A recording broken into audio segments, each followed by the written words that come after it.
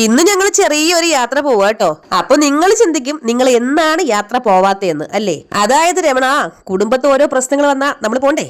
ഏത് അങ്ങനെ എന്റെ അച്ഛൻ വണ്ടി നൂറേ വിളി പറപ്പിച്ചുകൊണ്ടിരുന്നപ്പോഴാണ് എന്റെ കൂട്ടുകാരി വിനിതയുടെ വീഡിയോ കോള്. അങ്ങനെ അവളുമായിട്ടുള്ള സംസാരമൊക്കെ കഴിഞ്ഞ് പുറത്തോട്ട് നോക്കിയപ്പോ എന്നും പോകുന്ന വഴിയല്ല, വഴിക്കൊരു വ്യത്യാസം ചോദിച്ചപ്പോഴാണ് അമ്മ പറയുന്നത് അച്ഛൻ എളുപ്പ വഴി നോക്കി ഷോർട്ട് കട്ട് കയറിയതാണെന്ന്. ഇനി വണ്ടിക്ക് വഴി തെറ്റിയതാണോ ഷോർട്ട് കട്ട് ലോങ് കട്ട് ആക്കിയാണോ എന്ന് അറിയാൻ വയ്യ. ഒരു 16 കിലോമീറ്റർ എക്സ്ട്രാ ചുറ്റി ഞങ്ങൾ അവസാനം ദുബായിലെത്തി മക്കളെ. ദേണ്ട എണ്ണപ്പനകളൊക്കെ നിരനിരാ നിൽക്കുന്നത് എവിടാണോ തമ്പുരാനെ. ഒരു 10-25 കിലോമീറ്റർ എക്സ്ട്രാ കറങ്ങിയാലെന്ത്, ഞങ്ങൾ ഇതേ ഓട്ടോറിക്ഷന് ദുബായിൽ വരെ എത്തി. ചുറ്റി അവസാനം വണ്ടിക്കും തലകറക്കമായി ഞങ്ങൾക്ക് തലകറക്കായി. എന്നാ പിന്നെ ഫുഡ് കഴിച്ചിട്ട് പോവാന്ന് വിചാരിച്ചു. ഞങ്ങൾക്ക് 3 പേർക്കും പൂരി മസാലയാണ് മേടിച്ചത് കേട്ടാ. നല്ല അടിപൊളി പൂരിയും ഉരുളക്കിഴങ്ങ് കറിയുമായിരുന്നു. കുറെ നാളുകൾക്ക് ശേഷം കടയിൽ നിന്ന് കഴിച്ചതിൽ വെച്ച് ഏറ്റവും ബെസ്റ്റ് ഫുഡായിരുന്നു കേട്ടോ. അങ്ങനെ ഞങ്ങൾ ഫുഡൊക്കെ കഴിച്ച് ഒരുവിധം കറങ്ങി തിരിഞ്ഞ് നേരെ വിതിലുള്ള വീട്ടിലെത്തിയേ ദേ അമ്മയ്ക്ക് ഒരു പുളി കിട്ടിയെന്ന് പറഞ്ഞ് എന്നെ വിളിക്കുവായിരുന്നു കേട്ടോ. അങ്ങനെ വർഷങ്ങൾക്ക് ശേഷം ലവൻ പൂവിട്ട് കായ്ച്ചിരിക്കുകയാണ്. ഈ പുളിയുടെ അകത്തുള്ള സാധനം കഴിക്കാനുണ്ടല്ലോ മാങ്കോസ്റ്റും കഴിച്ച മാതിരി ഇരിക്കും. എനിക്ക് ഭയങ്കര ഇഷ്ടമാണ്. പക്ഷെ ഇത് കഴിച്ചാൽ വയറിളക്കി പണ്ടാരടങ്ങും. ഇതിന്റെ അകത്തിരുന്ന സാധനം ചീഞ്ഞു പോയി കേട്ടോ, അല്ലെങ്കിൽ നല്ലതായിരുന്നു. ഇവിടെ മനുഷ്യനൊഴികെ ബാക്കി മൃഗങ്ങളെല്ലാം